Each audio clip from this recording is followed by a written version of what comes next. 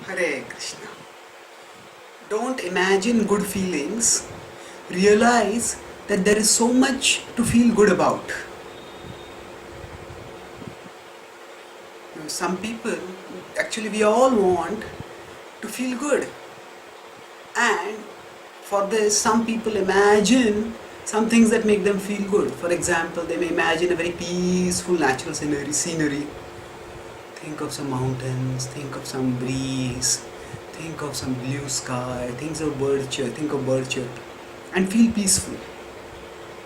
Now, this can help, but how long can such imagination last? It's temporary. Actually, to experience, to feel good,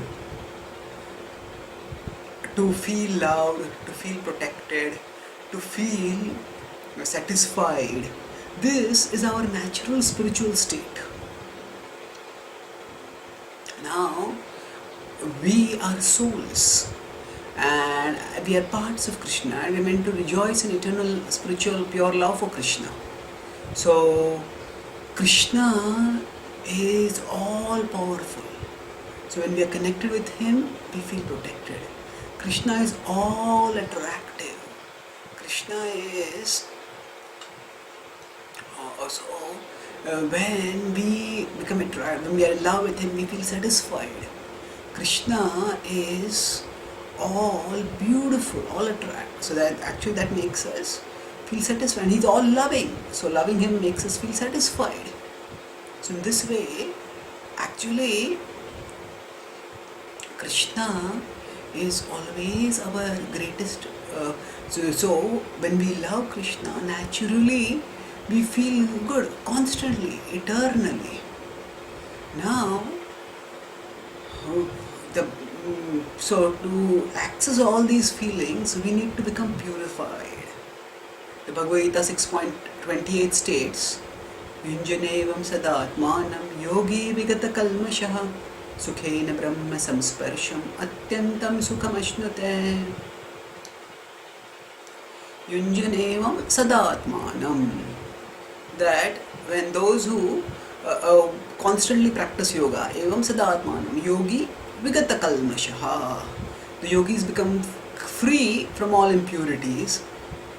Sukhena brahma samsparsham. Sukhena, they experience happiness. Brahma samsparsham, by contact with the spiritual reality.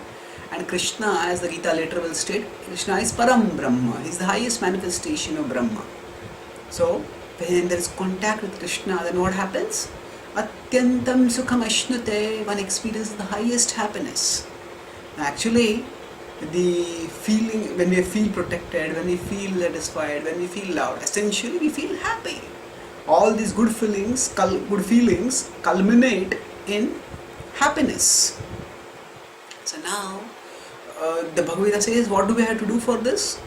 Yunjanevam sadatmanam yogi vigata kalmashaha. By steady yoga practice, we have to become freed from impurities. Why do we need to become pure? Because our feelings are functions of our consciousness. So if our consciousness is impure, then we can't have good feelings sustainably. Our consciousness needs to be good for us to have good feelings. So good means pure. So what do we mean by impure consciousness that leads to bad feelings?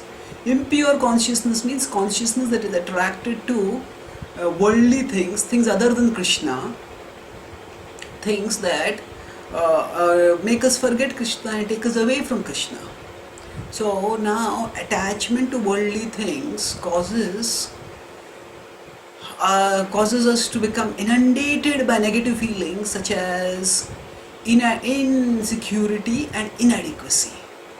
Insecurity means that when we are attached to worldly things and worldly things are not in our control, then naturally we feel insecure. And inadequacy means that we always feel that I don't have enough, because generally worldly attachments are often insatiable, and so no matter how much we have, they keep us craving for more, and that's why we feel whatever I have, it's not enough. The feeling of inadequacy.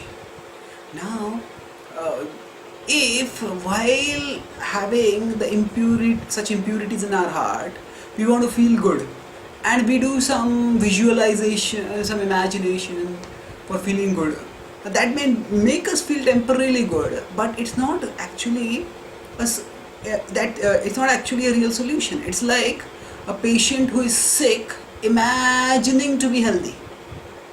That imagination will last only as long as the imagination is lasting, isn't it? That imagination has utility only as long as we live in the world of imagination. So, and we can't live there forever. So, just as if the patients want to become healthy, just imagining is not enough. They actually need to take a proper treatment to become healthy. Similarly, we can't be satisfied. If we want to feel good, we need to become purified. We need to take a proper process for treating our proper yogic process for treating our consciousness. Now, the best process of yoga is bhakti yoga, and bhakti yoga redirects our heart from matter to Krishna.